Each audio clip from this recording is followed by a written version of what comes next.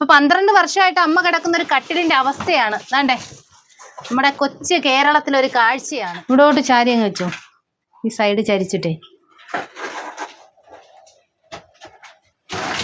Hi നമസ്കാരം സുഹൃത്തുക്കളെ, ഞാനിപ്പോൾ നിൽക്കുന്നത് വെട്ടിക്കവല ഗ്രാമപഞ്ചായത്തിലെ 17-ാം വാർഡിലാണ്.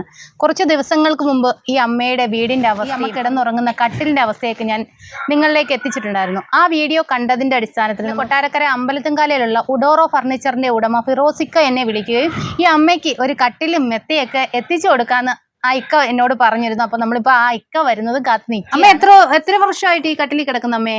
10-12 വർഷം കൊണ്ട് ഈ കട്ടിലേ കിടക്കും. അപ്പൊ 12 വർഷമായിട്ട് അമ്മ കിടക്കുന്ന ഒരു കട്ടിലിന്റെ അവസ്ഥയാണ്. അതാണ്ടേ നമ്മുടെ കൊച്ചു കേരളത്തിലൊരു കാഴ്ചയാണ്. നമ്മുടെ പഞ്ചായത്തിലൊക്കെ കട്ടിലുണ്ടല്ലോ. മേമ എന്താ ഒരു കട്ടിലൊക്കെ അപേക്ഷ കൊടുക്കും? അപ്പൊ ഞാൻ ഇവരുടെ വീഡിയോ ഒക്കെ എപ്പോഴും കാണുന്നത് ഇങ്ങനെ കണ്ടിട്ട് നമുക്ക് വിഷമം നമ്മൾ കൊണ്ടുവരുന്നത്. എനിക്കൊരു ഫർണിച്ചർ കടയാ.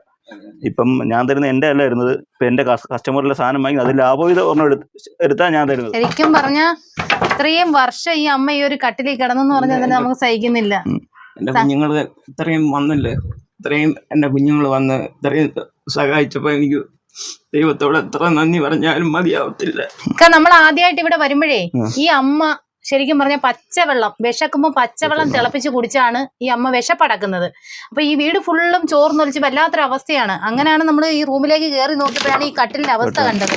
പിന്നെ നമ്മുടെ വീഡിയോ കണ്ട ഒരുപാട് പേര് ഈ അമ്മയ്ക്ക് ആഹാര സാധനങ്ങളൊക്കെ എത്തിച്ചു കൊടുത്തു. എല്ലാ മാസവും നമ്മുടെ വൈകിട്ട് എല്ലാ മാസം സാധനങ്ങളൊക്കെ ഇവിടെ എത്തിച്ചു കൊടുത്തേക്കാം. നമ്മുടെ കടയിൽ നിന്ന് കൊണ്ടു തന്നോളൂ. സങ്കടപ്പെടണ്ട കേട്ടോ.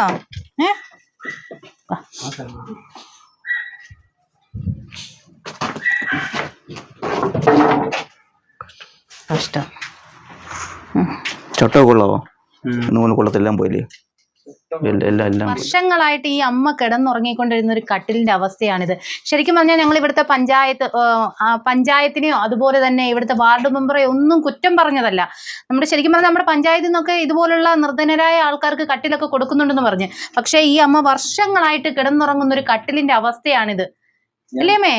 അപ്പൊ അമ്മ ഇനി പേടിക്കണ്ട കേട്ടോ. ഇന്ന് മുതൽ അമ്മയ്ക്ക് നല്ല കട്ടിലിൽ തന്നെ കിടന്നുറങ്ങേ. സന്തോഷായോ? ഇനി ഈ മാസം തൊട്ട് എല്ലാ മാസവും വീട്ടിലുള്ള സാധനങ്ങളൊക്കെ കടയിൽ നിന്ന് കൊണ്ടുതരും. അതൊന്നും പേടിക്കണ്ട. അപ്പൊ അമ്മയ്ക്ക് ഇനി പട്ടിണി കിടക്കണ്ട. എല്ലാ മാസവും ഇക്ക അമ്മയ്ക്ക് നമ്മൾ ചെയ്യുന്ന ഇഷ്ടംപോലെ സഹായം ചെയ്തിട്ടുണ്ട്. നമ്മൾ ആരും പറഞ്ഞിട്ടല്ല. ഇത് ആദ്യമായിട്ട് ഇവർ ഇപ്പോഴും ഞാൻ വരത്തില്ലെന്ന് പറഞ്ഞു. ഇപ്പോഴും പിന്നെയും വിളിച്ച് വരാൻ പറഞ്ഞ് എന്നെ നിർബന്ധിച്ച് വന്നത്. ഇതൊരു വീഡിയോ ആയിട്ട് ചെയ്യാൻ അവർക്ക് ഒരു താല്പര്യം ഇല്ലായിരുന്നു. ഈ കട്ടിൽ കൊണ്ടുകൊടുക്കാൻ എന്നെ വിളിക്കുകയാണ്. അപ്പൊ ഞാൻ പറഞ്ഞു ഇതുപോലെ ഒരു വീഡിയോ ആയിട്ട് തന്നെ ചെയ്യണം. ഇത് ജനങ്ങൾ കാണണം. കാരണം അമ്മയുടെ വീടിന്റെ അവസ്ഥ ഇപ്പോഴും ആ ഒരു അവസ്ഥയ്ക്ക് മാറ്റം വന്നിട്ടില്ല. അപ്പൊ നമ്മുടെ അമ്മയുടെ വീട് പണിയാണ് ഇനി മുന്നോട്ട് പോകേണ്ടത്. അപ്പൊ എല്ലാവരും സഹായിക്കണമെങ്കിൽ ഇതുപോലുള്ള കാര്യങ്ങൾ ജനങ്ങൾ അറിയണം. അതുകൊണ്ടാണ് നമ്മൾ ഒരു വീഡിയോ ആയിട്ട് തന്നെ ചെയ്യുന്നത്. അപ്പൊ അമ്മയ്ക്ക് ഇപ്പൊ കട്ടിലായി, വീട്ടു സാധനങ്ങളായി, എല്ലാം ആയി. ഇനി അമ്മയുടെ ഈ വീടിന്റെ ഒരു അവസ്ഥ കൂടി മാറണം. കാരണം അമ്മ പറഞ്ഞു 75 വയസ്സായി. ഈ വർഷങ്ങളായിട്ട് അമ്മ ഈ ചോർന്നൊലിച്ച വീട്ടിലാണ് കിടക്കുന്നത്.